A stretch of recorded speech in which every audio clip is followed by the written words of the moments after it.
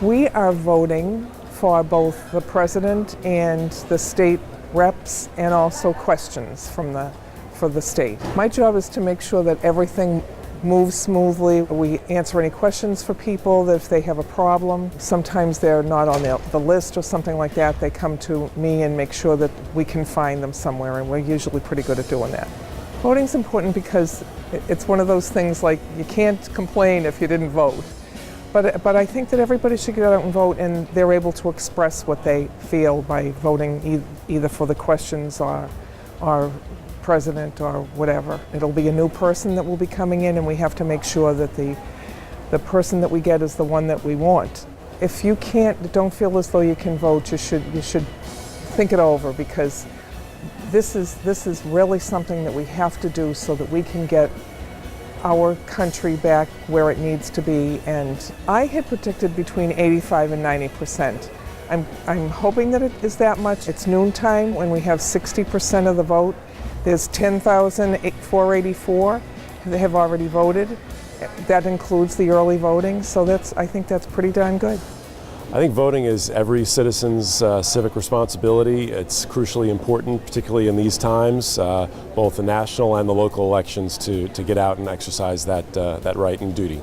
We've seen in the news kind of the negative campaigning and the vitriol that's gone back and forth, and I think it's important for everyone to focus on the issues, the things that are important to citizens, in their pocketbook, foreign policy and things of that nature, and particularly on the local level, school issues, tax issues. I think it's vitally important that folks come out to vote both on the national and the local level. Certainly voting is everyone's right. I believe it's a civic responsibility. I can understand why folks may be disappointed in perhaps the candidates or the issues, but I really think it's important for people to get out and exercise that duty. If you don't exercise that duty, you don't have a voice. You don't have an opportunity to weigh in on the issues that are important both at the local level and nationally. You don't have an opportunity to weigh in on who's going to be your next representative, your next senator, your next president. And these are vitally important decisions, and the only way to make those decisions is to show up and vote.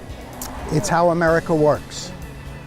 It's very simple. If we don't vote, we only have ourselves to blame for the results. So it's important to get out and vote, whatever your choice, for the candidate you believe will do the best job. The country is obviously very divided, and we're trying to find some course that will bring us all together, and that's one of the reasons I'm voting for a candidate who has been doing that. And I think if people don't vote, we'll never get that unity that made us so great in the past. I voted this morning about 10 o'clock, and the line was steady but moving very quickly. I talked to my daughter in Pennsylvania this morning, and where she lives in Lancaster, they've been waiting an hour and a half in some cases to vote. So that tells you America is awake to the issues. It's the absolute fundamental basis of our democracy, and I'm tearing up because it's so important. And because there's countries where people either don't have the right to vote because they're not democracies, or they might have a democratic election, but they literally could get shot on the way to the polls.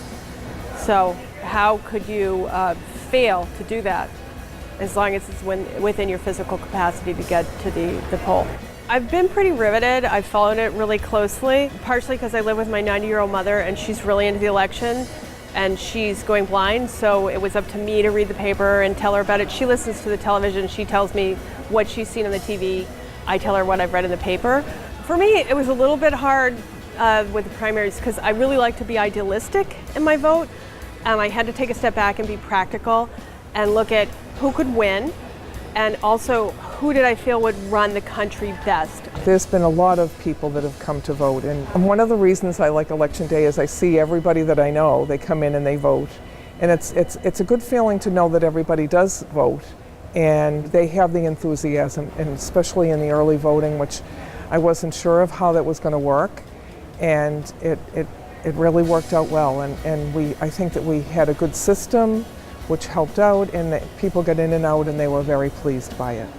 This is a little hokey, but right before I came in, I said a little prayer, and I looked at the clock and it said 111, and that's the sign of like the angels or the higher power saying, yes, you're doing the right thing. So I'm very, very, very touched. You have a voice.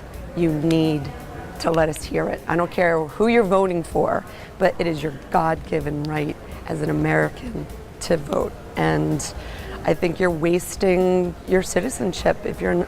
This is the day that the weak and the strong, the rich and the poor, the male, the woman, we all get a chance to have the same exact equal voice. The question about animals, I mean, I think that was just a no-brainer, really. Marijuana was harder, but we do have the medicinal, so at least we have that. I was a public school teacher, so that was a tough one for me, but I think we should have federally stated funds for all education. That would make this all a lot easier. And definitely, I would love to see both the Democrats and the Republicans come together. So maybe we'll have a different party come in the future. I am glad that this day is finally here. It's been a long road. You know, with the early voting, it was very busy, and we didn't know what to expect, and it was a lot of preparing and getting ready and running here, running there. So I'm truly glad it's here, and also that maybe we won't see all those TV ads. I'm probably not alone in feeling that it's a relief to have it be over finally. You know, it'll be exciting to see the returns come in this evening, but I think it's been a long road. Certainly, the national level, it's been a 20-month process, which is really draining. I'm sure on both the candidates and those of us who have to watch what's going on the TV and in the print journalism. So I think it'll be a relief to see it come to an end. Oh yeah, it's such a relief. It's like the weight of the world off my shoulders. Now I just have to wait for the results, which is kind of nail-biting, and I hope I don't stay up all night waiting for them. And I hope they're not contested. I hope we have a clear winner and the loser concedes, whoever that might be. I haven't voted yet, but I will, don't you worry. I'm going to vote. I should vote now. I'll be voting soon. Here are the Election Day results in Hingham. Clinton and Kane received 8,388 votes, and Trump received 4,795 votes out of 14,708 votes altogether in Hingham. The next race is Stephen Lynch for representative in Congress. His totals were 8,691, where William Burke's were 5,339. And a more local is the senator in general court.